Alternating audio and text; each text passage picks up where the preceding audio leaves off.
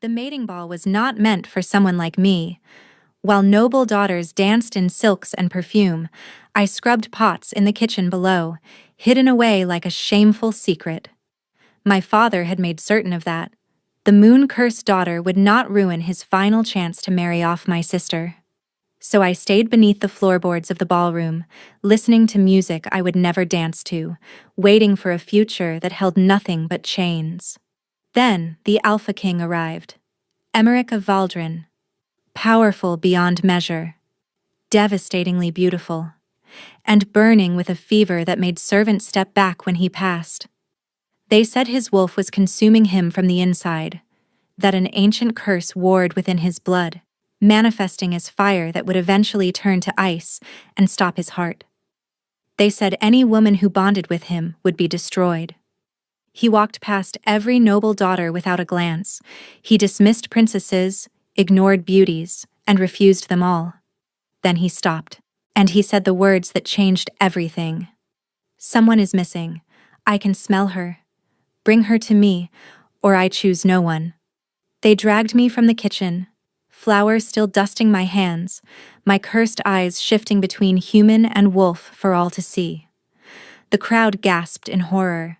My father lunged forward to stop it. But the king looked at me, truly looked, and spoke with absolute certainty. "This one. She's mine." He would marry me, protect me, give me everything I could ever need, but only under one condition. He would never complete the mate bond, never claim my wolf, never risk destroying me the way he believed he would destroy anyone who got too close. Neither of us understood how impossible that promise would become. The music drifted down through the floorboards like a taunt. I could hear them above me, the rustle of silk gowns, the clink of crystal glasses, the murmur of voices, all vying for the attention of the most powerful alpha in the 5 kingdoms. And here I was, elbow deep in dishwater, scrubbing grease from copper pots, while the mating ball unfolded without me. Carenza, the soup bowls. The head cook, Margit, shoved a stack of porcelain toward me without meeting my eyes. She never met my eyes. No one did if they could help it. I took the bowls silently and moved toward the basin, my bare feet cold against the stone floor. The kitchen was sweltering from the ovens, yet I still felt the chill of being invisible, of being forgotten, of being hidden away, like something rotting in a cellar. The mating ball was my father's crowning achievement. Lord Harlan Ashford had spent months preparing for this night, transforming our estate into a glittering showcase designed to attract the Alpha King's attention. Specifically, to attract his attention toward my sister, Coralie. Coralie, with her golden hair and perfect wolf. Coralie, who had never been touched by the moon's curse. Coralie, who deserved a king. And then, there was me. I caught my reflection in the copper pot's surface and looked away quickly. But not before I saw it. The silver streaks threading through my dark hair, marking me as moon-touched. And worse, my eyes. I could feel them shifting even now, the brown flickering to amber and back again. Human. Wolf. Human. Wolf. Never settling. Never still. The mark of the cursed. I had been born beneath a blood moon, and the signs had appeared within hours. My mother had loved me anyway. She had called me her miracle, her little star, her... But my mother was dead. And my father made certain I understood exactly who was to blame for that. "You should have been drowned at birth," he'd told me once, when I was 9 years old and still foolish enough to hope for his love. "Every death that touches this family is because of you. You are an omen of destruction, girl. And one day, you will destroy yourself too." I had stopped hoping after that. The music above shifted to something faster, more energetic. A waltz, perhaps. I imagined Coralie spinning in the arms of some lord, her laughter bright and musical, her eyes firmly fixed on the doors where the Alpha King would eventually enter. If he entered at all. Rumors had spread across the 5 kingdoms about King Emmerich of Valdren. Some said he was beautiful beyond reason, others said he was terrifying, that his wolf had begun consuming his humanity, leaving him more beast than man. They said he burned with an unnatural heat that his touch could scald, that 3 potential mates had fled the bonding ceremony rather than risk being destroyed by him. He was cursed, the whispers said, just like me. I scrubbed harder at the pot, trying to silence my thoughts. They're announcing the candidates, one of the kitchen maids whispered to another. 20 daughters from the finest houses. Lady Coralie is among them. She'll be chosen for certain. She's the most beautiful woman in the 5 kingdoms. I kept my head down, kept scrubbing. It's a shame about the other sister, the maid continued, her voice dropping. The cursed one. I heard Lord Ashford plans to sell her after tonight, to the mining colonies, if no one else will take her. My hands stilled in the water. Sell me, after tonight. I should have felt fear, despair, something. But there was only a hollow numbness that had long ago replaced any capacity for hope. The mining colonies were death sentences dressed as labor contracts. Wolves sent there rarely survived past the first winter, but perhaps that was fitting. Perhaps that was exactly what a moon-cursed creature deserved. A crash sounded from above, not a waltz, not music at all. Raised voices filtered down through the floorboards. The kitchen staff froze, ladles suspended midair, as something that sounded almost like a snarl echoed through the estate. What in the... Margaret began. The door to the kitchen burst open. A footman stood in the entrance, his face pale as death, his uniform disheveled as if he'd been running. The king, he gasped. The Alpha King, he's refusing to choose. Silence. What do you mean refusing? Margaret demanded. He walked past every candidate, every single one. And then he stopped in the middle of the ballroom and said, the footman swallowed hard. He said someone was missing. He said he could smell her. Something lurched in my chest. He's threatening to leave without choosing anyone unless we bring her to him. The footman's eyes, wild with panic, swept across the kitchen and landed directly on me. For one frozen moment, nobody moved. Then chaos erupted. No! The word tore from Margaret's throat. She cannot go up there. Lord Ashford gave explicit orders. The girl is not to be seen. The Alpha King is threatening to walk out, the footman hissed. Do you understand what that means? Every house in attendance will blame Lord Ashford for the insult. Our master will be ruined. Then let him be ruined. Margaret stepped in front of me, her bulk blocking the footman's path. That girl is cursed, moon-touched. If the king sees what she is, he's already caught her scent. The footman's voice cracked. He knows she exists. He knows we're hiding her. And he is furious. I stood frozen at the basin, soap suds dripping from my trembling fingers. My pulse stuttered against my ribs like a wild thing trying to escape its cage. He smelled me. That was impossible. I was 3 floors down, buried beneath stone and servants and the overwhelming aroma of roasted meats. No wolf should have been able to detect a single person's scent through all of that, unless his wolf was as powerful as the legends claimed. I'll go. The words left my mouth before I could stop them. Every head in the kitchen turned toward me. Absolutely not, Margaret snapped. Your father will have my head. My father plans to sell me to the mining colonies tomorrow. My voice was steadier than I expected. Whatever awaits me in that ballroom cannot be worse than what awaits me after. Let me go. The footman was already nodding, relief flooding his features. Quickly, before the king loses patience entirely. Margaret grabbed my arm as I passed. Child, she murmured, cover your eyes. Don't let them see. If you show them what you are. I know, I said quietly. I know what I am. I pulled free and followed the footman up the stairs. The noise hit me first. Hundreds of voices, all talking over each other. The controlled elegance of the ball shattered into something raw and panicked. As we climbed toward the ballroom, the temperature rose sharply. Heat, unnatural, suffocating heat, rolling down the corridor like a wave. Him, I realized, the king, the one they said burned from the inside. The ballroom doors loomed before me, gilded and enormous. The footman pushed them open, and I stepped into the light. Silence crashed over the room like a physical force.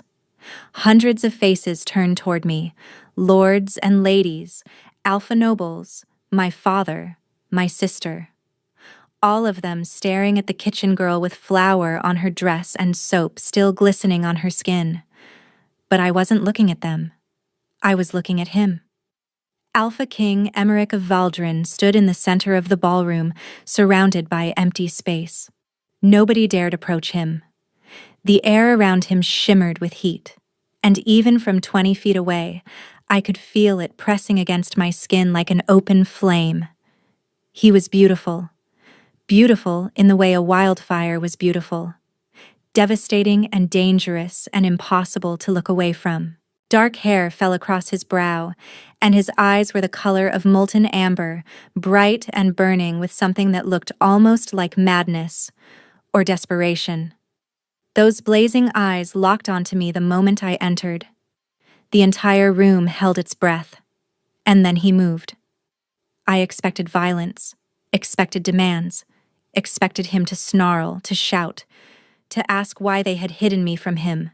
Instead, he simply walked toward me with slow, measured steps, the crowd parting before him like water around a stone. The heat intensified with every step. By the time he stopped in front of me, I was fighting not to flinch from the warmth radiating from his body. He was close enough that I could see the beads of sweat on his brow. Close enough that I could smell him. Smoke and cedar and something wild beneath. "Look at me," he commanded. It wasn't a request. The alpha power behind those words was absolute, inescapable. My head lifted before I could stop it. Our eyes met, and something inside me cracked. My wolf, the fractured, moon-cursed thing that had never functioned properly, suddenly surged forward with a howl that echoed through my entire being. My eyes shifted without my permission, flickering rapidly between human brown and wolfish amber. I heard the gasps, heard my father's strangled shout of horror, heard my sister's cry of disbelief. But the king said nothing. He simply studied me with that searing gaze, his expression utterly unreadable. The heat pouring off him was almost unbearable now, like standing too close to a furnace. "They hid you," he said finally, his voice low and rough. "Yes, Your Majesty," I breathed. "Why?" Before I could answer, my father shoved his way through the crowd. "Your Majesty, please, you must understand. This creature is cursed, moon-touched. She brings death to everything she—" "I wasn't asking you." The king didn't even look at him. Those fierce eyes remained fixed on me. "I was asking her." My throat tightened. "I am not what they wanted you to see, Your Majesty. I am not beautiful. I am not pure. I am not—" "You are magnificent." The word struck me like a physical blow. I searched his face, certain I had misheard. "This one." He turned to address the room, and his voice carried to every corner. "She is my choice." The silence shattered into chaos. "Your Majesty, you cannot. She is cursed. Think of the bloodline. Enough!" The king's roar silenced every voice in the room. The heat spiked violently, and several nobles stumbled backward, shielding their faces. "I have made my choice. Question it again, and I will consider it a personal challenge to my authority." Nobody spoke, nobody dared. The king turned back to me, his expression softening by a fraction. Though soft was a relative term for a face that looked carved from stone and firelight. "What is your name?" he asked quietly. "Carenza," I managed. "Carenza Ashford. Carenza." The way he said it made my wolf keen with longing. "You will be my mate, my queen. You will want for nothing." The words should have filled me with joy. Instead, I felt only confusion, fear, a desperate need to understand why this was happening. "But," I started. His gaze flickered, and for just a moment I saw something beneath the burning intensity. Pain. Deep, ancient, exhausted pain. "I will protect you," he continued. I will provide for you. I will give you everything in my power to give." His jaw tightened. "But I will never complete the mate bond. I will never claim your wolf. I will never risk destroying you the way I would destroy anyone foolish enough to let me in." I studied his features. "Your Majesty, those are my terms." His voice was final. "Accept them, and you leave this place tonight. Refuse them, and—" He didn't finish. He didn't need to. I looked past him at my father's face, twisted with fury, at my sister's expression of absolute betrayal, at the crowd of nobles who had spent years treating me like a monster. Then I looked back at the burning king who had walked past beauty and perfection to choose the kitchen girl with the shifting eyes. "I accept," I said. The king extended his hand. His skin was feverishly hot when I took it, so hot it should have burned, but somehow it didn't. Somehow my own flesh simply absorbed the heat.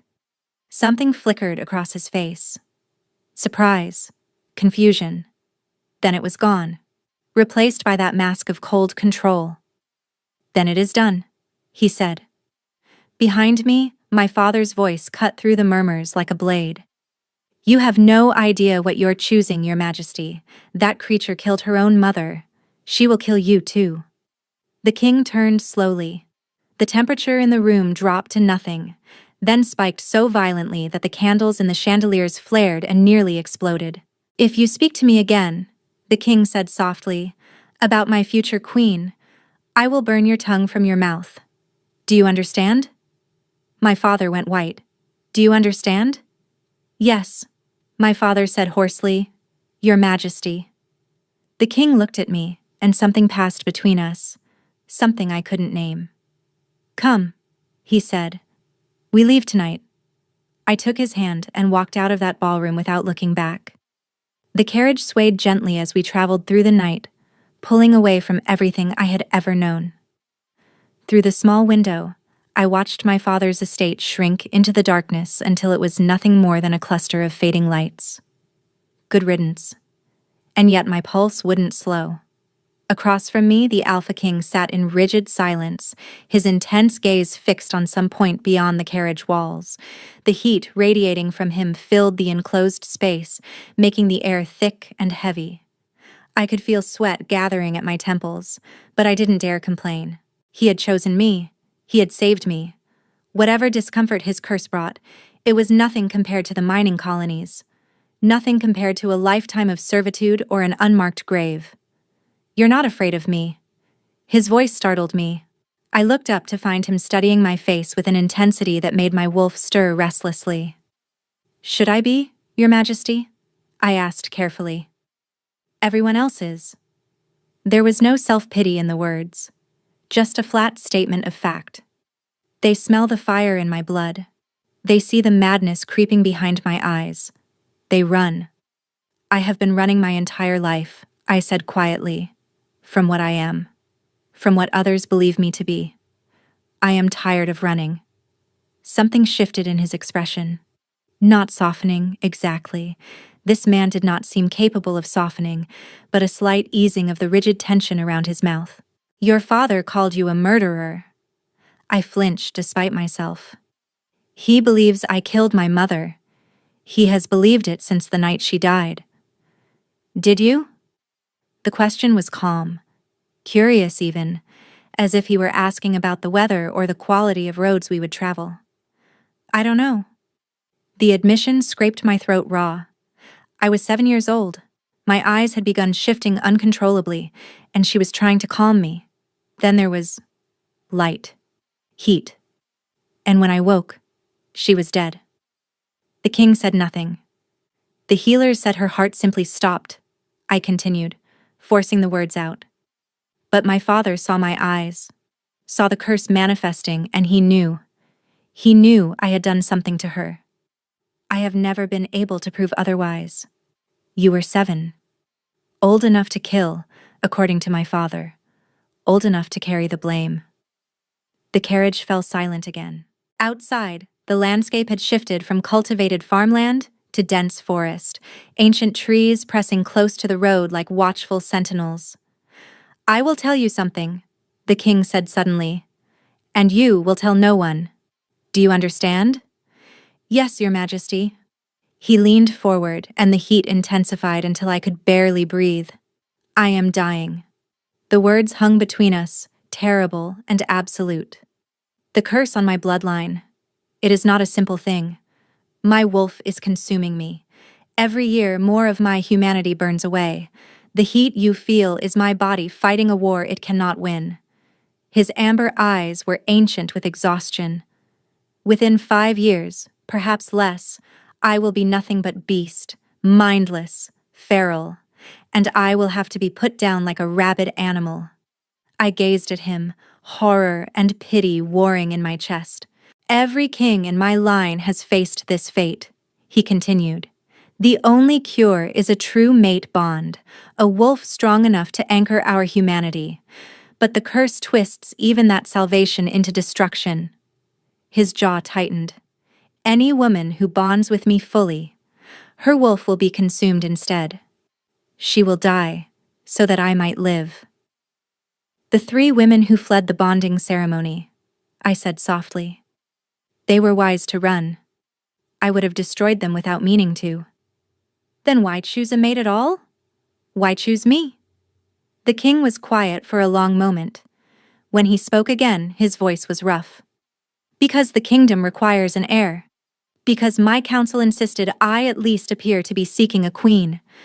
And because—" He hesitated.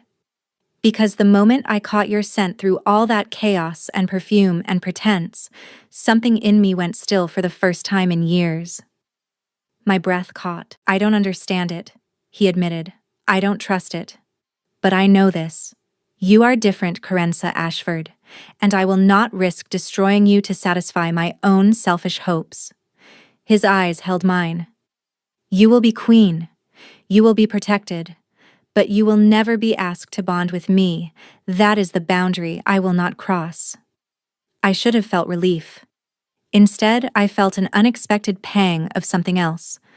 Loss, perhaps, for a bond I would never have, with a man I barely knew.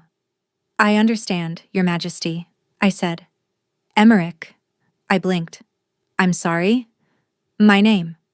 The faintest hint of color touched his cheekbones, though whether it was embarrassment or simply the fever burning beneath his skin, I couldn't tell. "When we are alone, you may call me Emmerich." "Emmerich," I repeated softly, testing the shape of it. His eyes flickered and I saw his throat move as he swallowed. "We will arrive at the palace by morning," he said, his voice carefully controlled. "You should rest. What about you?" "I do not sleep." The admission was simple, unadorned. "The burning does not allow it." Something cracked inside my chest. This powerful, terrifying king, and he could not even find peace in sleep. Could not escape the curse devouring him even in dreams.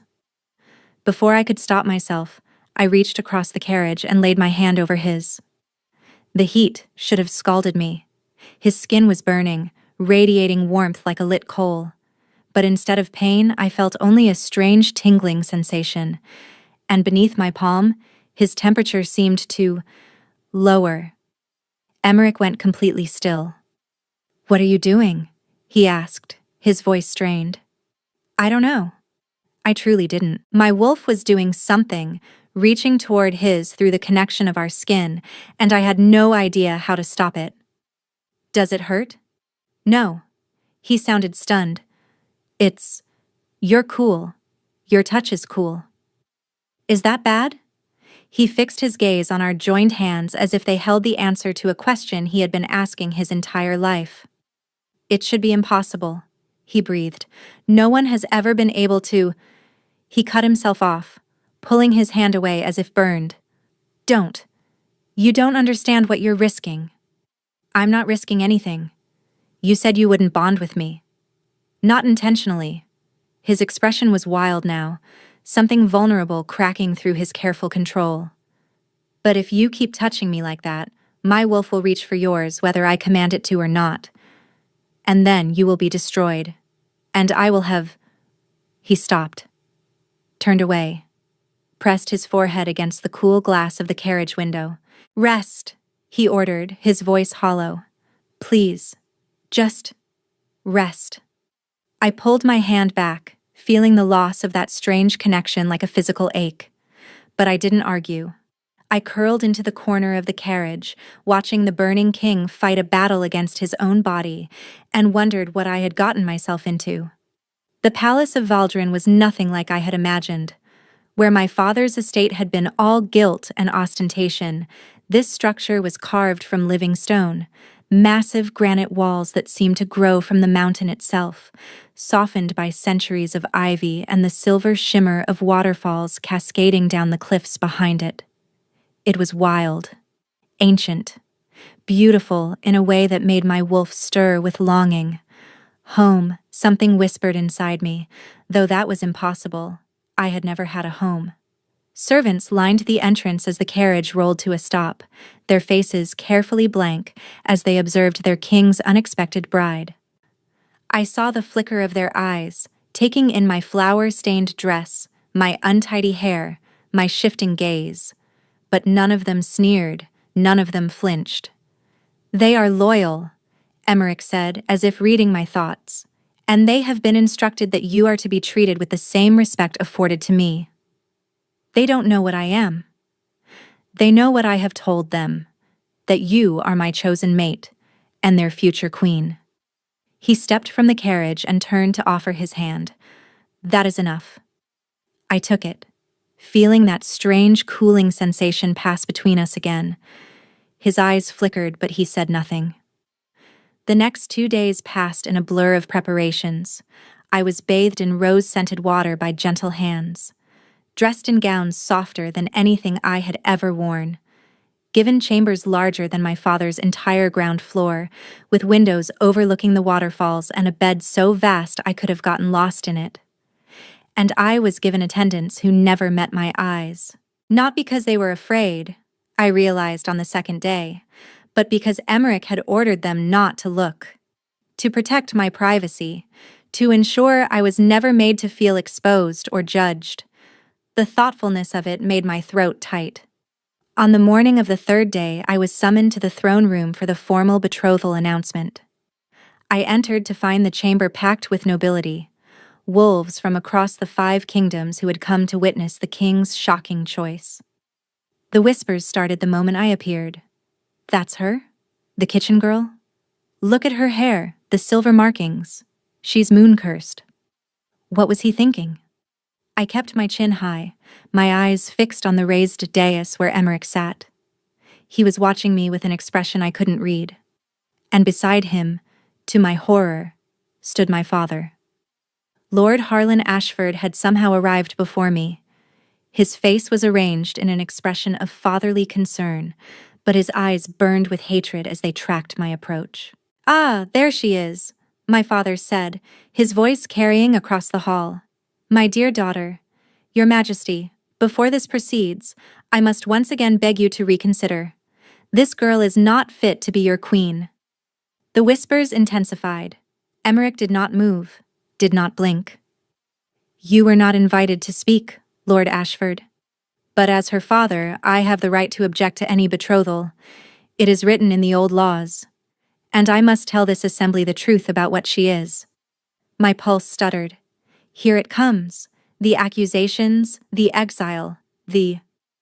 "I already know what she is," Emmerich interrupted calmly. Silence. "I know she was born beneath a blood moon. I know her eyes shift between forms. I know she bears the silver marks of the moon touched." His voice was steady, utterly untroubled. "I know you have blamed her for your wife's death since she was a child. I know you tried to sell her to the mining colonies." My father's face went pale. "And I know," Emmerich continued, "that if you say another word against my future queen in my presence, I will have you thrown from this palace and stripped of every title, every land, and every coin your family has ever possessed." The hall was deathly quiet. "Do you understand me, Lord Ashford?" My father's jaw worked silently. For a moment I thought he might argue. might push back against the king's authority.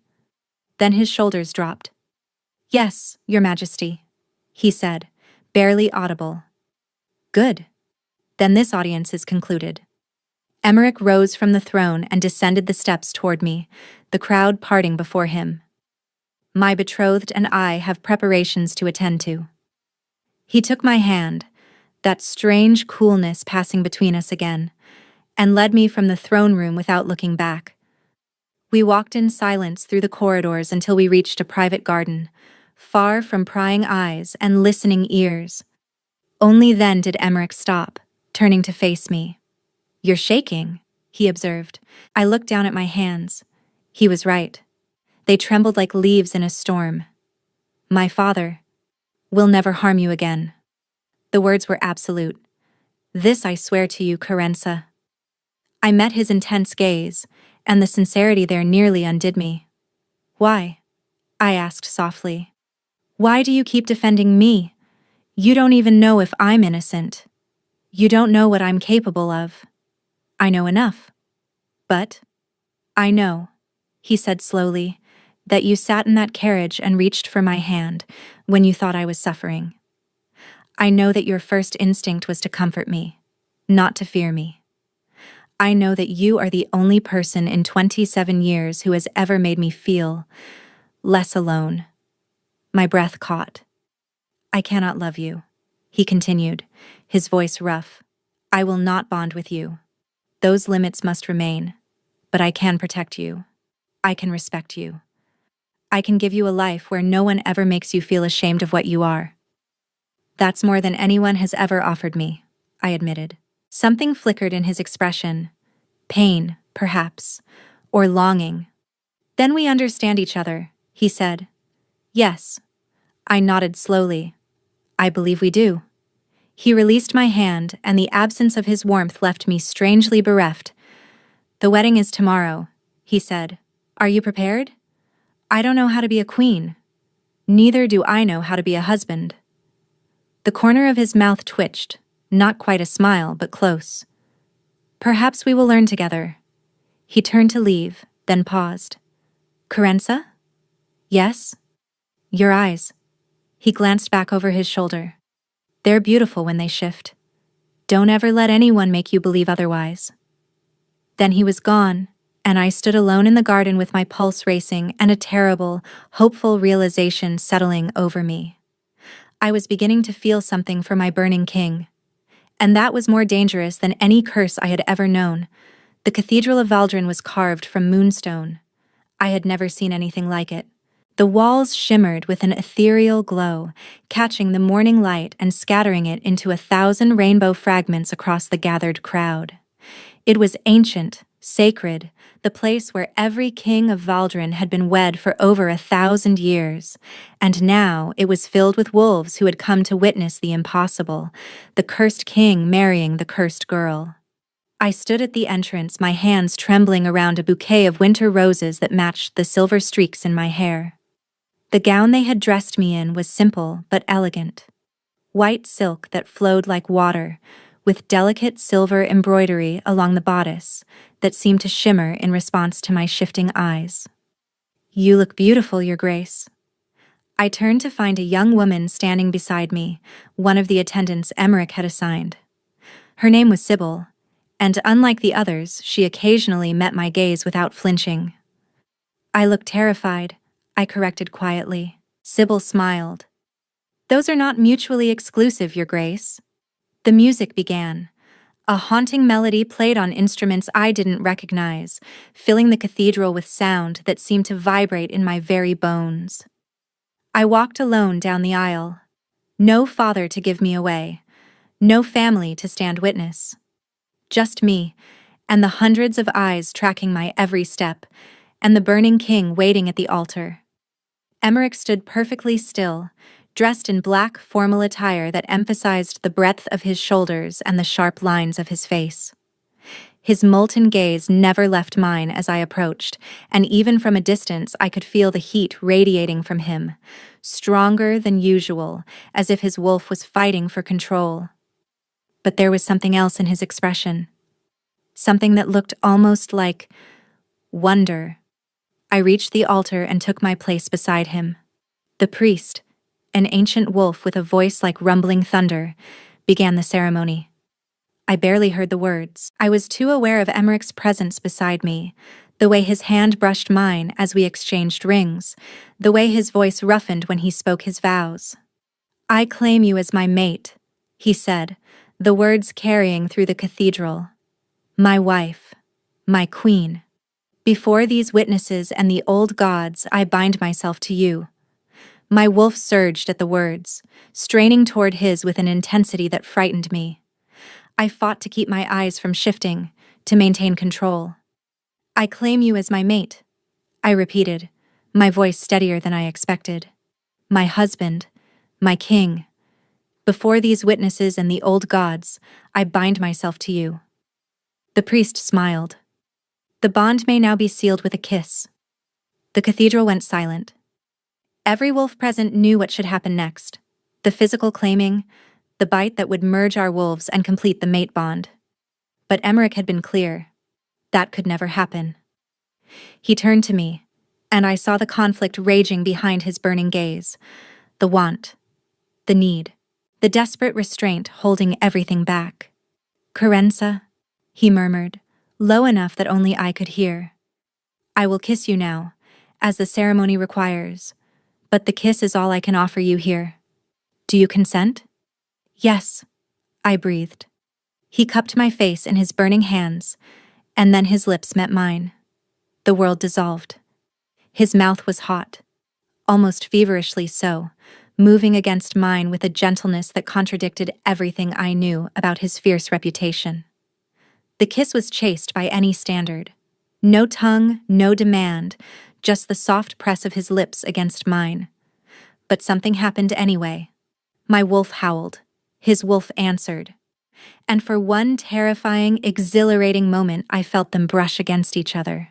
Two broken creatures reaching through the darkness, desperate for connection. Then Emmerich pulled back sharply, his breath ragged. "That's enough," he said, his voice strained. "That has to be enough." I nodded, though my legs had gone weak and my body trembled. The crowd erupted in polite applause, but I could see the confusion on their faces. Where was the bite? Where was the claiming mark? What kind of marriage was this? Emmerich took my hand and led me from the cathedral without explanation. The wedding feast passed in a blur of faces and congratulations I didn't remember. By the time we reached our chambers, separate chambers, as Emmerich had promised, night had fallen, and my exhaustion had settled into my bones like lead. But I couldn't sleep. I stood at my window, watching the silver waterfalls cascade down the cliffs behind the palace, and tried to make sense of what had happened in the cathedral. That kiss, that moment when our wolves had touched. A knock at my door made me jump. "Enter," I called, expecting Sybil or one of the other attendants. Instead, Emmerich stepped inside. He had changed from his formal attire into simpler clothes, dark trousers and a loose white shirt that hung open at the collar, revealing the strong column of his throat. His hair was disheveled, as if he'd been running his hands through it repeatedly, and he looked uncertain. The powerful Alpha King, uncertain. "I thought you might be awake," he said quietly. "I couldn't sleep."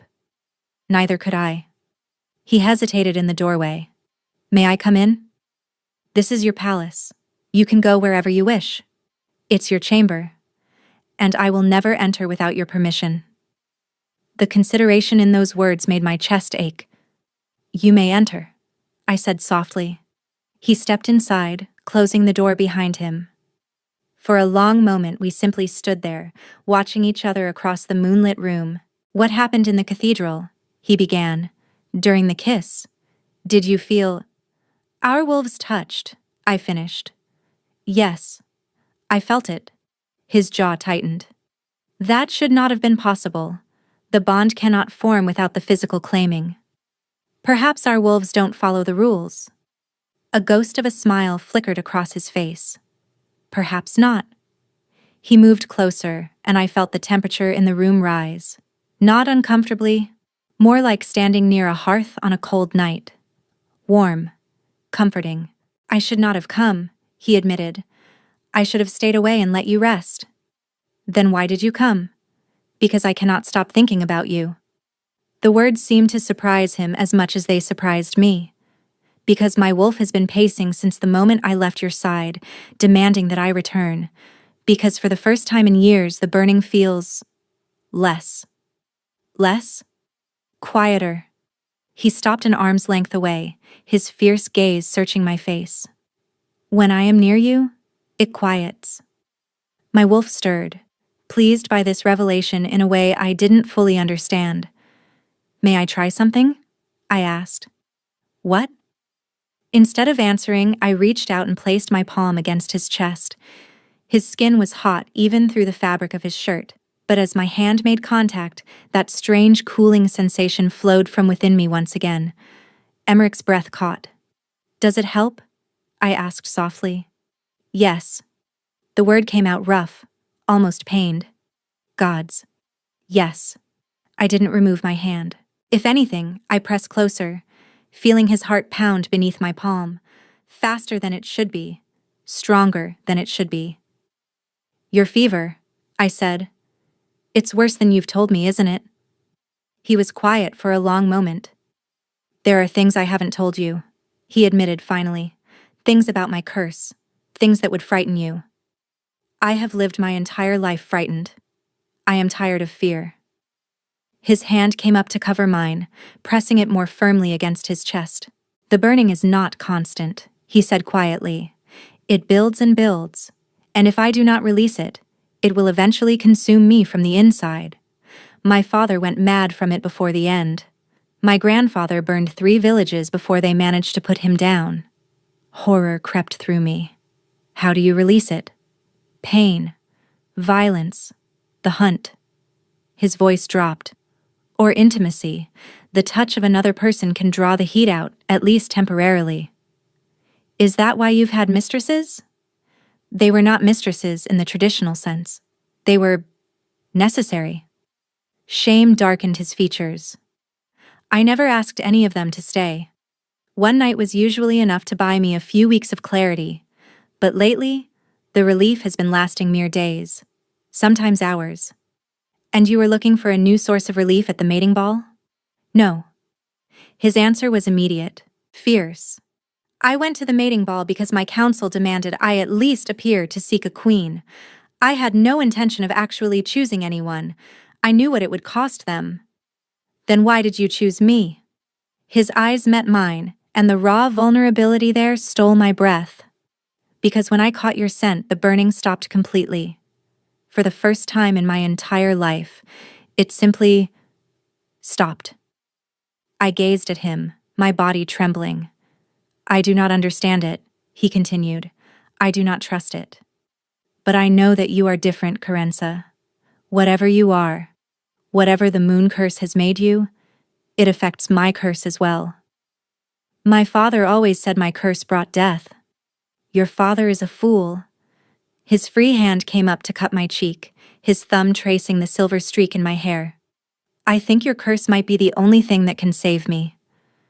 Then his eyes flickered, and something changed.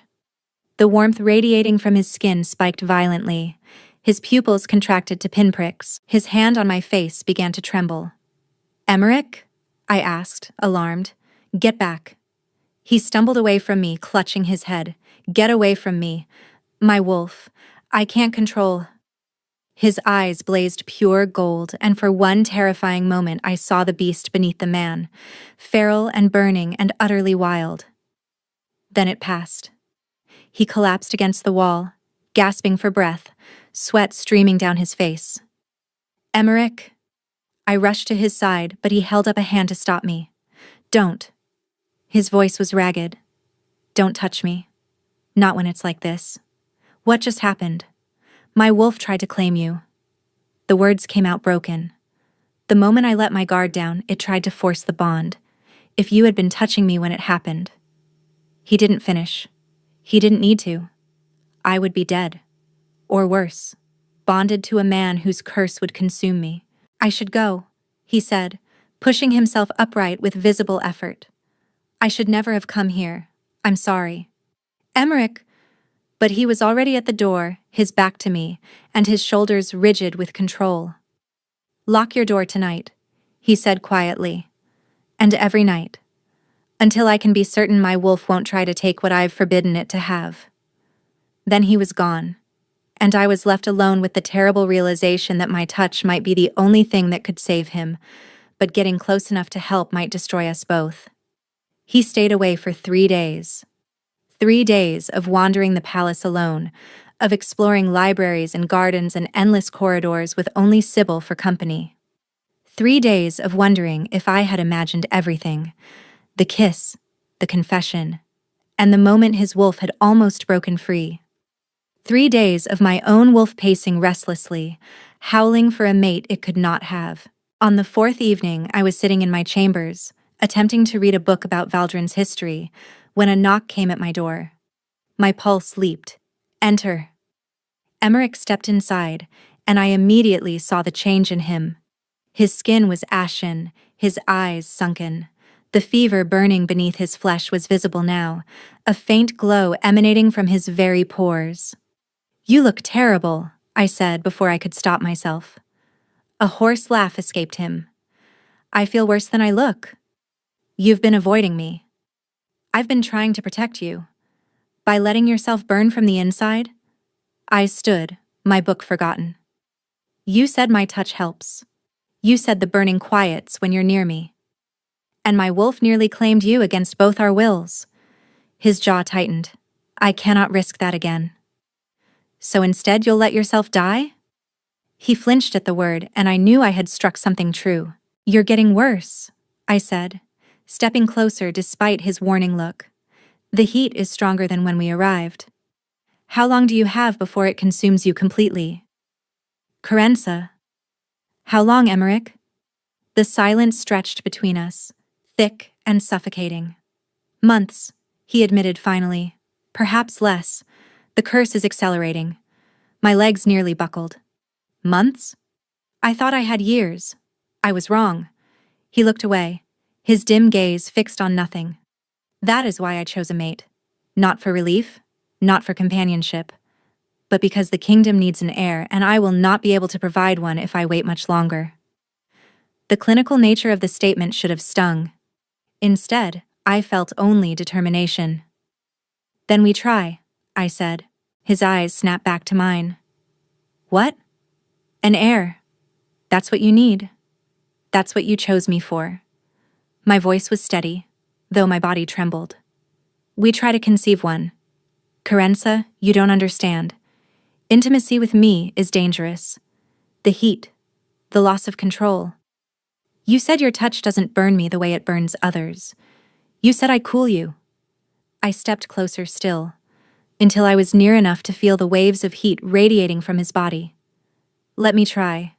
Let me help you. If my wolf tries to claim you again, then we stop. Immediately. But we have to try, Emmerich. We cannot simply wait for you to burn." He studied me for a long moment, the war between desire and duty playing openly across his features. "Why?" he asked finally. "Why would you risk this for me?" "Because you're the first person who ever looked at my curse and called it beautiful. Because you stood between me and my father without hesitation. Because when you kiss me, my wolf feels whole for the first time in my entire life." But I couldn't say any of that. Not yet. "Because you're my mate," I said simply, "and mates protect each other." Something cracked in his expression, something raw and desperate and utterly unguarded. "You deserve better than this," he said hoarsely. "Better than a dying man and a contract marriage and a wolf that might destroy you." "I don't want better. I want you." The words hung between us, more honest than I had intended. Emmerich closed his eyes, his hands clenched at his sides, and then, with a visible effort of will, he stepped forward and captured my mouth with his. This kiss was nothing like the one in the cathedral. This was heat and hunger and desperation, his burning hands tangling in my hair, his body pressing against mine with an urgency that stole my breath. I felt his fever spike, felt my own cooling energy rise from within me to meet it, and somewhere between the fire and the ice, we found a balance. His mouth moved down my throat, and I gasped at the sensation. His hands found the laces of my gown, fumbling with an eagerness that was almost endearing. "Is this all right?" he murmured against my skin. "Yes. Gods. Yes." He carried me to the bed with a strength that belied his weakened state, and when we came together, his body covering mine, his heat sinking into my coolness, I understood at last what the mate bond was supposed to feel like. Not destruction, not consumption, completion. Afterward, we lay tangled together in the darkness, his arm draped across my waist, his breath warm against my shoulder. "I should leave," he murmured. "Stay." He went still. "Carenza, stay the night. Just this once." I pressed closer to him, feeling his temperature drop to something almost normal. "You're cool now. For the first time since I met you, you're actually cool." His hand found mine in the darkness, lacing our fingers together. "You do something to me," he said quietly. "Something I cannot explain. The burning has never quieted like this. Not with anyone. Then stay. Let it stay quiet for one night." He was silent for so long I thought he might refuse. "One night." He agreed finally. But one night became two, and two became a week. And a week became a pattern that neither of us questioned. He came to my chambers each evening, sometimes for intimacy, sometimes simply to hold me while we talked. I learned that he had a dry sense of humor hidden beneath the brooding exterior, that he loved to read, particularly histories and strategy texts, that he had a secret fondness for sweet pastries that his kitchen staff pretended not to notice. And he learned about me, the lonely years of isolation, the moments I had almost given up hope, the wild magic that sometimes surged through me without warning.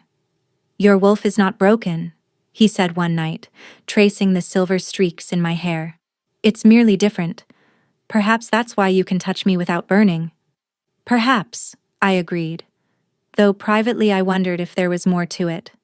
My father had called my curse destructive, but with Emmerich, it felt like the opposite. Like I was made to soothe, to cool, to balance his fire with my strange moon-touched frost. As the weeks passed, I noticed changes in him, color returning to his cheeks, the fever glow fading from his skin, his eyes, once wild and strained, growing calmer. The kingdom noticed, too. Advisors who had once watched their king with thinly veiled concern now relaxed in his presence. Servants remarked that the king seemed better, that his queen had worked some kind of miracle. If only they knew how fragile that miracle was. Because despite the improvement, despite the quiet nights and growing intimacy, one thing remained unchanged. We had not formed the mate bond. Our wolves brushed against each other constantly now, teasing, longing, and straining toward connection. But Emmerich maintained his iron control, pulling back each time the bond threatened to solidify. "I won't risk you," he said whenever I questioned it. "No matter how much better I feel." But I was beginning to wonder if the risk was truly as terrible as he believed. One morning, 6 weeks after our wedding, I woke to a sensation I had never felt before. A flutter in my belly, a warmth spreading through my core, a whisper from my wolf that something had changed. I pressed my hand to my stomach, and I knew. I was carrying the Alpha King's child, and I had no idea how to tell him without revealing the other truth that had been growing alongside it, the truth that I had fallen completely, hopelessly, irrevocably in love with my mate. I kept the secret for 3 days. 3 days of hiding my morning sickness, of pressing my hand to my still flat belly when no one was looking, of watching Emmerich across the breakfast table and wondering how to tell him that his desperate gamble had worked. But fear held my tongue. He had been so clear from the beginning. This marriage was contractual. This arrangement was about heirs and politics and survival. He had chosen me because he thought he could never love a woman he couldn't fully know, and I had accepted those terms. foolishly believing I could protect my own heart. Now I carried his child and his heart in equal measure, and I had no idea which revelation would be more dangerous. On the fourth evening, Emmerich arrived at my chambers earlier than usual. He swept me into his arms before I could speak, his mouth finding mine with an urgency that left me breathless. "I missed you," he murmured against my lips. "You saw me 3 hours ago. 3 hours too long." Something warm bloomed in my chest. Hope, perhaps, or the desperate wish that his words meant what I wanted them to mean. He pulled back, studying my face with those intense eyes that seemed to see everything. "You've been quiet lately," he observed. "Distant. Is something wrong?"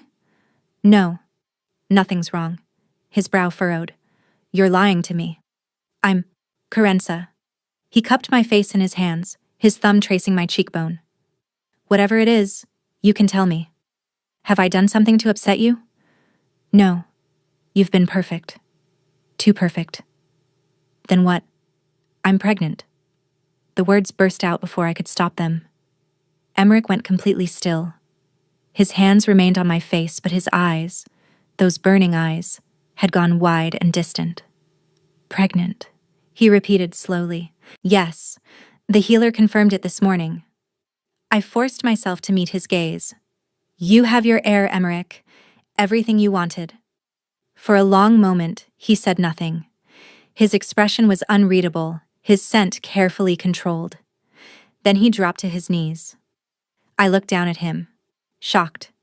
The Alpha King of Valdrin, kneeling before me like a supplicant, his hands finding my waist, his forehead pressing against my stomach. "A child," he breathed. "Our child." "Yes," I managed, my throat tight. He looked up at me, and the expression on his face made my heart stutter. Wonder, joy, fear. And beneath it all, something I was afraid to name. "You're certain?" he asked. The healer was very thorough. "And you're well? The pregnancy is healthy?" "As far as anyone can tell, yes." He stood abruptly, pulling me into his arms and holding me so tightly I could barely breathe. "Thank you," he murmured against my hair. "Thank you, Carenza. You have no idea what this means." But I did. I knew exactly what it meant. It meant the purpose of our marriage was fulfilled. It meant he had what he needed. It meant that soon, very soon, he would have no reason to keep coming to my chambers every night. I would lose him. The thought cracked something inside me, and before I could stop it, tears began streaming down my face. Emmerich pulled back immediately, his expression shifting to alarm. "Carenza? What's wrong? Are you in pain?" "No." I shook my head, swiping at the tears that wouldn't stop coming. "It's nothing. Just emotions. The pregnancy, probably." "You're lying again." His voice was gentle but insistent.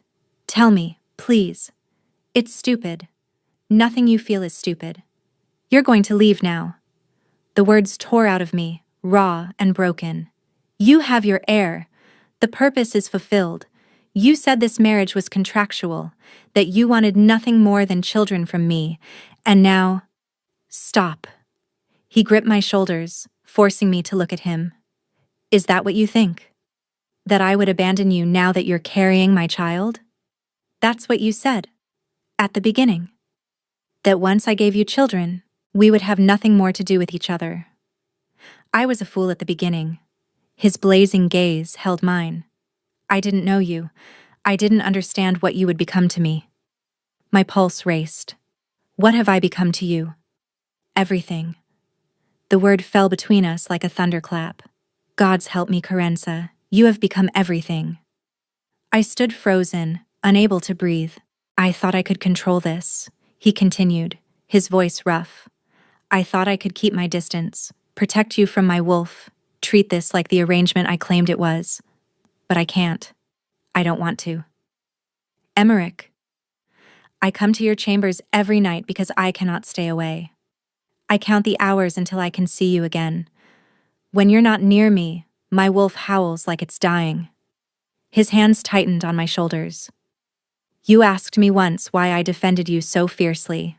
The truth is, I would burn the world for you. Every kingdom, every throne, every piece of myself. I would sacrifice all of it if it meant keeping you safe. That sounds like love. He said the word like it was tearing him apart. I love you, Carenza. I love you. And I have been lying to both of us by pretending otherwise. My tears fell faster now, but they were no longer tears of fear. I love you too, I said softly. I have loved you for weeks. I was so afraid to tell you. Never be afraid to tell me anything. He pulled me close, his forehead resting against mine. I am yours. Completely. Irrevocably. Nothing will ever change that. His mouth found mine, and the kiss was different from any we had shared before. It was a promise, a vow, a sealing of something that had been building since the moment he chose me in that ballroom. Our wolves surged toward each other, and this time, Emmerich didn't pull back. I felt the bond begin to form, golden threads wrapping around our souls, binding us together in ways that transcended flesh and blood. It was beautiful. It was terrifying. Emmerich screamed. He tore himself away from me, his hands clutching his chest, his face contorted in agony. The heat that had been quiet for weeks suddenly blazed through him with violent force. Emmerich. I reached for him. Don't touch me! He stumbled backward, his skin beginning to glow with an inner fire. The bond. It's activating the curse, I can feel it. His knees buckled. He collapsed to the floor, his body convulsing, his eyes rolling back in his head. Help! I screamed. Someone help! I threw myself down beside him, ignoring his warning, pressing my hands to his chest. The heat was unbearable, worse than anything I had ever felt from him, but I refused to let go. Stay with me, I begged. Emmerich, please, stay with me. His eyes flickered open, unfocused and dim. The curse, he gasped. If I love, I die. Every king who has ever loved.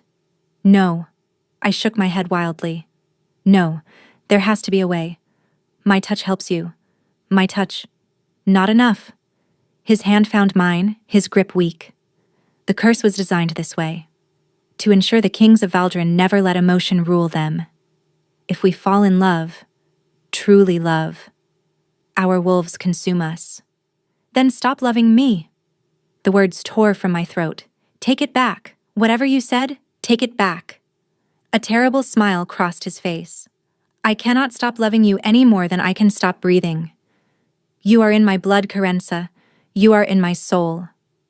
His body convulsed again, and this time I saw something that made my blood freeze. Ice. Creeping across his chest from the inside, visible beneath his skin like frost spreading across glass. His burning curse was transforming. My cooling energy had absorbed so much of his fire over the weeks that the curse could no longer manifest as flame. Instead, it had twisted into something else entirely, crystallizing around his heart. No, I breathed. No, no, no. I'm sorry. His voice was fading. I'm so sorry. I never meant to leave you alone. You're not leaving me. I pressed harder on his chest, willing my strange moon-touched energy to do something, anything. You promised to protect me. You promised. Protect. The baby. His eyes were closing.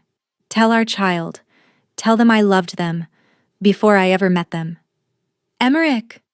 His hand went limp in mine. His chest stopped moving.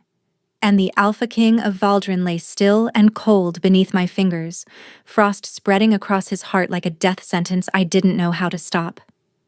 Someone help me! My screams echoed through the corridors as servants came running. Guards burst through the door. Healers arrived within minutes, their faces going pale when they saw their king lying motionless on the floor, frost creeping visibly beneath his skin. What happened? The head healer demanded, kneeling beside Emmerich. The curse, I gasped. He said if he ever truly loved someone, his wolf would consume him. But it's not fire. It's ice. The burning has transformed into ice. The healer pressed her hand to Emmerich's chest and immediately recoiled. He's freezing from the inside out, she said, her voice barely steady. His heart is still beating, but barely. At this rate, he'll be completely frozen within days. Then do something. There's nothing I can do, Your Grace. Her eyes were filled with grief. This curse is ancient magic, far beyond any healer's ability to break. Only another curse of equal power could counter it. Another curse of equal power. My mind raced. The moon curse. My shifting eyes. The strange cooling energy that had always lived inside me. The thing my father had called destructive. The thing that had supposedly killed my mother. What if there was another curse? I asked slowly. What if someone with different magic could counter the ice? The healer shook her head. Your Grace, the king's curse is specific to his bloodline. It was designed by powerful witches centuries ago. Only magic of similar origin could... Witches. I grabbed her arm. The curse was created by witches? Yes. The first king of Valdrin made a bargain with a coven of moon witches. He wanted his descendants to be immune to emotional manipulation, to rule with pure logic and strength. But the witches twisted his wish into a curse. Any king who fell in love would have his own wolf turn against him. Moon witches. The word struck me like a physical blow. I was moon-touched. Born beneath a blood moon. Marked with silver in my hair and shifting eyes that never settled. Get me every book you have on moon witches, I commanded. Every text, every scroll, every scrap of information. Now. 3 days passed. 3 days of sitting beside Emmerich's frozen body, reading ancient texts until my eyes burned, searching desperately for any solution. The frost had spread from his chest to his arms, his legs, and his throat. His skin had taken on a bluish tint, and his heartbeat had slowed to a whisper. Our child grew inside me, a constant reminder of what I stood to lose. On the 4th morning, Sybil brought me a text that had been buried in the deepest archives of the palace library, a crumbling manuscript bound in silver leather. The origin of the moon touched, I read aloud. The text was old, the language archaic, but as I worked through it, my blood ran cold. Moon-touched wolves were not cursed at all. They were descendants of the original moon witches, wolves who had been blessed with the ability to channel lunar energy, to balance extremes of heat and cold, to heal curses rather than create them. The silver markings were not a sign of destruction, they were a sign of power. The moon-touched are born to counter the curses their ancestors created. I read, my voice shaking. Their energy runs cool where cursed blood runs hot. Their touch can soothe what dark magic has inflamed. I fixed my gaze on the words, my mind reeling. I was not a curse. I was the cure. But if that was true, if moon-touched wolves were healers rather than destroyers, then what had really happened to my mother? I kept reading, and the answer made me sick. Moon-touched power must be trained from childhood, the text explained. If left uncontrolled, it can be volatile, surging in response to strong emotion. However, such surges are never fatal. The most an untrained moon-touched wolf can do is cause temporary discomfort or unconsciousness in those nearby. Not fatal. Never fatal. My mother's death had not been caused by my untrained power. It couldn't have been, which meant someone else had killed her. And there was only one person who had been present that night. Only one person who had spent my entire life convincing me I was a murderer. My father. I rode through the night, leaving Sybil to watch over Emmerich with strict instructions to send word immediately if anything changed. The journey to my father's estate took 6 hours on horseback. 6 hours of rage and grief and terrible clarity building inside me. By the time I arrived, dawn was breaking over the hills, painting the sky in shades of blood and gold. Guards tried to stop me at the gate. I am the Queen of Valdrin, I said, my voice cold as the ice claiming my husband. Stand aside or face the consequences. They stood aside. I found my father in his study, a glass of wine in his hand despite the early hour. He looked up when I entered, and his expression shifted from surprise to contempt. Daughter, I didn't expect to see you again. The king is dying. I heard. He didn't bother hiding his satisfaction. A shame. Though perhaps now you understand why I tried to warn him about you. Everything you touch turns to death. I didn't kill Mother. My father's hand tightened around his wine glass. I found the texts. I continued, stepping closer. The truth about moon-touched wolves. Our power cannot kill. At worst, we cause temporary unconsciousness. I stopped directly in front of his desk. So tell me, Father, if my power didn't kill her, what did? You're grasping at fantasies, he scoffed. You killed her with your cursed magic, just as you'll eventually kill that king of yours. I was 7 years old. I was terrified and confused, and my power surged. But all it should have done was knock her unconscious. My voice hardened. She should have woken up, unless someone ensured she didn't. For the first time, fear flickered in my father's eyes. You're mad. Am I? I pulled the silver-bound book from my satchel and threw it on his desk. It's all here, Father. The history of moon-touched wolves, the limits of our power, the truth you've spent my entire life hiding. That book proves nothing. It proves I couldn't have killed her, which means someone else did. I leaned forward, my shifting eyes boring into his. What did you do to her? I don't have to listen to this. He stood abruptly, moving toward the door. You smothered her. He froze. The words hung in the air between us, terrible and true. While she was unconscious from my surge, you smothered her with a pillow. My voice broke. You killed your own wife and blamed your 7-year-old daughter so you'd have an excuse to hate me. You have no proof. I don't need proof.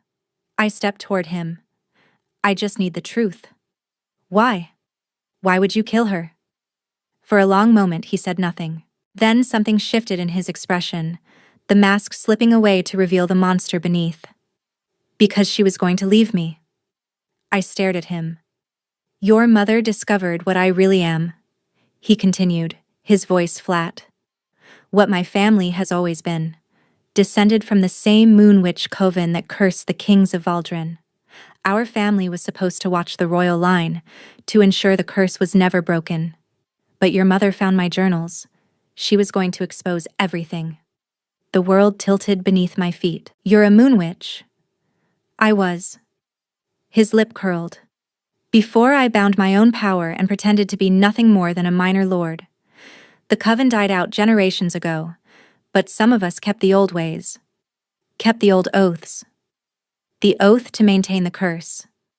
The curse keeps the kings of Valdrin cold and calculating.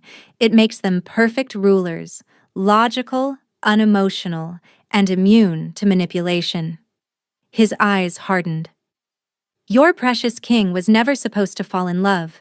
He was supposed to take a mate, produce an heir, and remain detached. But you ruined everything. I ruined nothing. I love him. And your love is killing him.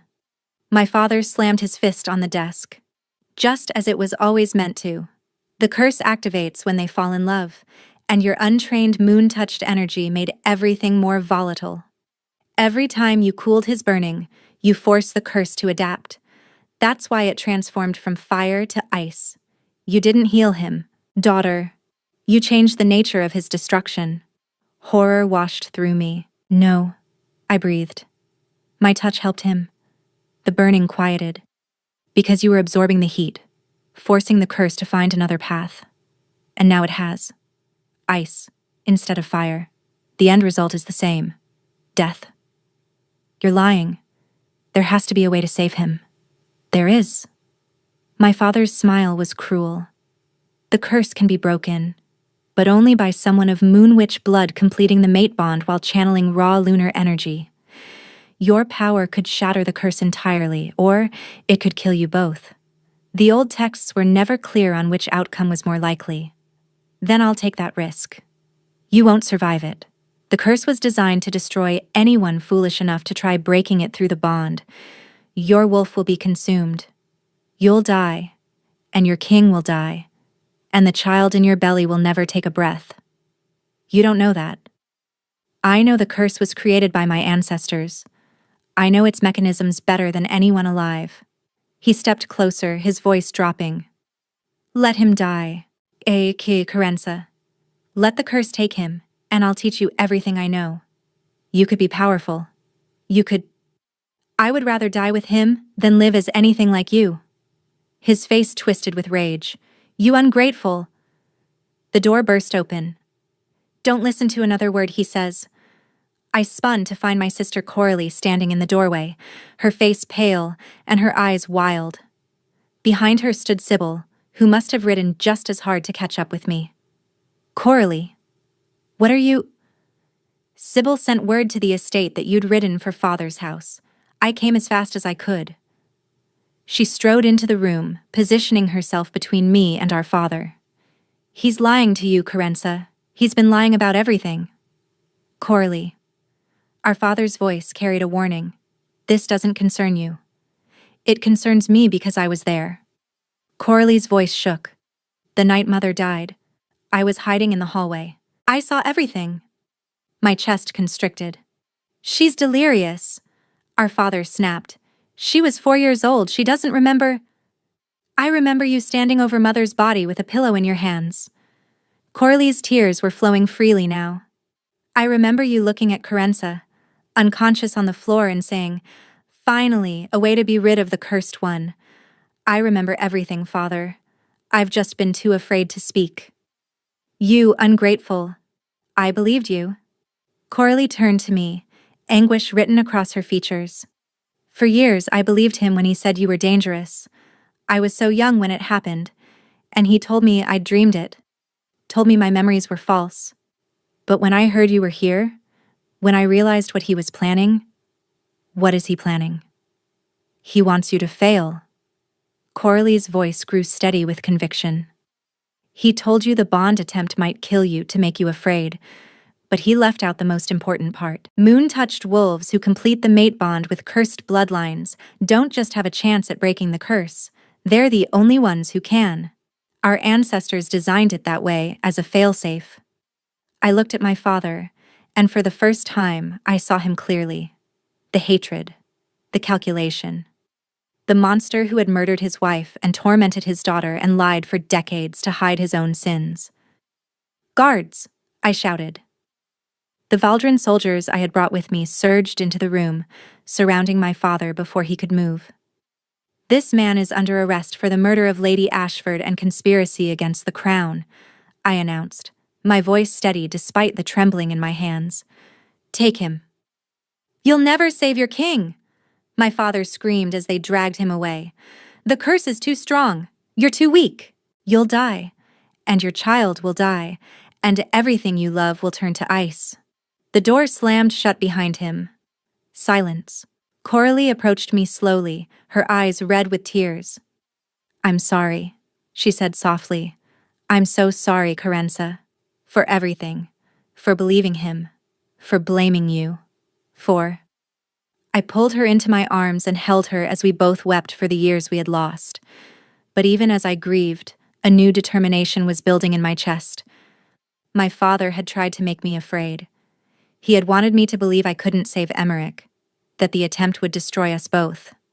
But Coralie had given me the truth. I was the key, the failsafe, the cure that my ancestors had built into their own curse. And I would not let my mate die. "We ride for Valdrin," I said, pulling back from my sister's embrace. "Now, before it's too late."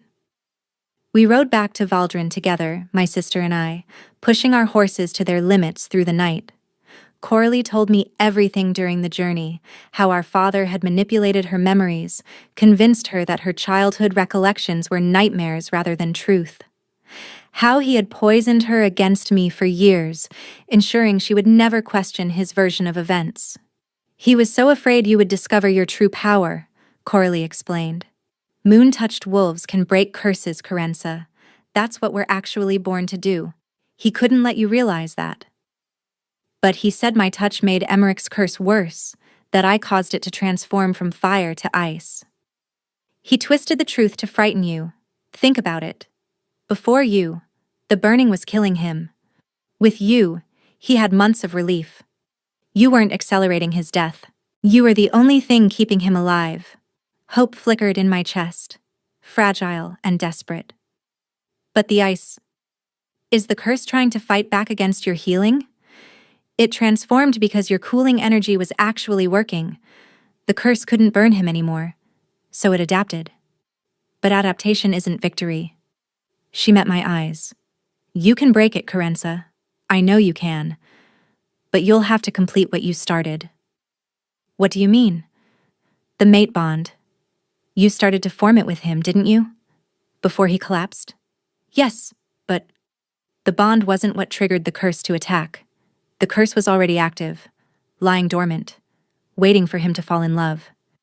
Your bond was trying to heal him, but it wasn't finished. Coralie squeezed my hand. You have to complete it. Fully merge your wolf with his. Your moon-touched energy will flow through the bond and shatter the curse from the inside. What if it kills me instead? It won't. Her voice was certain. The curse was designed to destroy the kings of Valdrin and any ordinary wolf they bonded with. But you're not ordinary, sister. You're descended from the very witches who created the curse. You're the key to ending it. The fail-safe our ancestors built in, perhaps hoping that someday one of their descendants would choose love over duty. And you're certain? Father tried everything to keep you from discovering the truth. He killed our mother. He branded you a murderer. He tried to sell you to the mining colonies. Her expression hardened. He was terrified of you, Carenza, terrified of what you could do. That fear tells me everything I need to know. I burst into Emmerich's chambers to find him exactly as I had left him, pale, frozen, barely breathing, but still alive. Leave us, I commanded the healers and servants. Everyone out, now. They obeyed without question. I climbed onto the bed beside my mate, my husband, the father of my child. I pressed my palm against his frozen chest and felt the faint flutter of his heartbeat beneath the ice. I know you can hear me, I said softly. Somewhere in there, you're still fighting. So I need you to keep fighting just a little longer. I closed my eyes and reached for my wolf. She came willingly, more willingly than she ever had before. For the first time in my life, she didn't feel fractured or broken. She felt whole, ready, powerful in ways I was only beginning to understand. I love you, Emmerich, I said aloud. I claim you as my mate, my husband, my king, not because of a contract or an arrangement or a desperate bargain, because you are mine and I am yours, and nothing, not curses or kings or death itself, will take you from me. I opened myself to the bond. It was like plunging into a frozen lake. The cold hit me instantly, overwhelming, paralyzing. I felt the curse wrap around me, trying to drag me under, trying to freeze my heart the way it was freezing his. But my wolf rose to meet it. Lunar energy surged through my veins, silver and cool and ancient beyond measure. It poured through the bond, crashing against the curse like waves against a cliff, relentless and unstoppable. The ice fought back. I felt it clawing at me, trying to find purchase, trying to freeze me from the inside out. And for a terrible moment, I thought it might succeed. Then I felt him. Emmerich's wolf, buried beneath layers of ice and curse and despair, reaching toward mine with desperate hope. Our wolves merged, truly merged, and the bond snapped into place with a force that shook my entire being. This was what my father had feared. This was why the curse couldn't destroy me the way it destroyed ordinary wolves. I wasn't fighting against the curse. I was unmaking it, using the same lunar energy that had created it centuries ago. Light exploded behind my eyes. I saw everything. His memories, his fears, his hopes, his love for me burning like a star at the center of his soul. I felt his wolf join with mine, two broken creatures becoming whole, and two curses canceling each other out. And I felt the ice begin to crack. It started at his heart, a small fracture spreading outward like cracks in a frozen pond. The frost retreated from his skin, melting away to reveal warm flesh beneath. Color flooded back into his cheeks. His breathing deepened. The curse shattered. I felt it go. Centuries of dark magic dissolving like mist in sunlight, releasing not just Emmerich but his entire bloodline from its grip. Somewhere in my belly, our child stirred, freed from a curse they would never have to bear. Emmerich's eyes flew open. Carenza. My name on his lips was the most beautiful sound I had ever heard. I'm here. I was sobbing now, tears streaming down my face. I'm here. You're alive. He pulled me down and kissed me with a passion that stole my breath. His skin was warm, not burning, not feverish, simply warm, the way a healthy wolf should be. I could feel his wolf settling peacefully inside him, no longer fighting for control, no longer threatening to consume him. How? He breathed against my mouth. The curse, I felt it. Broken, completely broken. I laughed through my tears. It turns out I'm not cursed at all. I'm descended from the witches who created your curse, and my power was designed to end it. Your father is in prison, awaiting trial for my mother's murder. I pressed my forehead against his. It's over, Emmerich. All of it. The curse, the lies, the fear. It's finally over. He gazed at me with wonder in his amber eyes that were calm now, steady, no longer burning with fever or madness. You saved me, he murmured. We saved each other. 6 months later. The birthing was easier than anyone expected. Oren came into the world screaming with healthy lungs, his tiny fists waving in outrage at being forced from the warmth of my body. He had his father's dark hair and my silver-streaked eyes, wolf eyes that shifted beautifully between colors, marking him as moon-touched. But unlike me, he would never be made to feel ashamed of what he was. He's perfect, Emmerich breathed, cradling our son with a gentleness that made my heart ache. Absolutely perfect. He has your chin. And your stubbornness. I can already tell. I laughed, leaning back against the pillows. Through the window, I could see the waterfalls of Valdrin cascading in the afternoon sun, the palace gardens where Coralie was walking with the young healer who had caught her eye. So much had changed in 6 months. My father had been tried and convicted of murder, stripped of his titles and lands, sentenced to spend the rest of his life in a prison cell. Coralie had testified against him, her courage finally emerging from beneath years of manipulation. Emmerich had abolished the old laws against moon-touched wolves, declaring them not cursed, but blessed. Healers and scholars now studied our abilities, seeking to understand how lunar energy could be used to break other curses, heal other wounds. And the curse on the kings of Valdrin was gone forever. Our son would grow up free. Free to love without fear, free to rule with both logic and heart, free to be everything his father had been denied. I love you, I said softly. Emmerich looked up from Oren's tiny face, and the emotion in his eyes made my breath catch. I have loved you since the moment I caught your scent in that ballroom, he said. I have loved you through fear and fire and ice. I will love you until the stars burn out and the moons fall from the sky. That's very dramatic. You married a king. Drama comes with the territory. I laughed again, reaching for his hand. He took it without hesitation, our fingers intertwining the way they had 1,000 times before. We were both hidden when we met, I mused. You behind your curse, me behind my fear. And now? Now I am seen. I smiled at him, at our son, at the future stretching before us like an endless road. And I am loved. And I am finally, completely free. Emmerich leaned down to kiss me, and our son made a small sound of protest at being jostled. Welcome to the family, little one, Emmerich murmured against my lips. It's a bit complicated, but we make it work. Through the window, the sun began to set over Valdrin, painting the sky in shades of gold and silver, moon and fire, ice and warmth. 2 broken creatures who had found wholeness in each other. Neither of us had expected love, but love had found us anyway. And in the end, that made all the difference. Thank you for listening to this story. If you enjoyed it and would like to hear more stories like this one, please remember to like and subscribe. Let me know in the comments what you thought. I read every single one, and your words mean more than you know. Until next time.